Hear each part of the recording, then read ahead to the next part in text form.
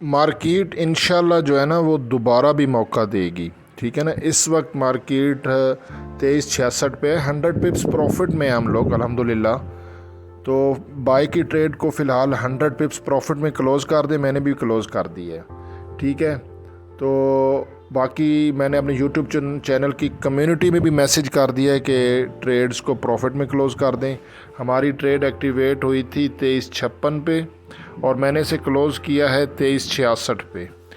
अब आपने करना क्या है, ये चीज़ ज़रा ज़्यादा इम्पोर्टेंट है। आपने बाय लिमिट लगा देनी है, बाय लिमिट 2356 से बाय की लिमिट लगा देनी है और 2351 से आपने 2351 का एसएल लगाना है और टीपी वही 2375 का रखना है।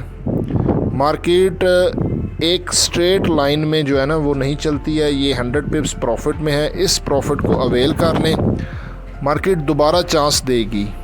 जो दोबारा चांस देगी वहाँ से हम मार्केट को फिर बाय कर लेंगे। ये फ़िलहाल का लेटेस्ट न्यूज़ है, सेकंड सिग्नल है।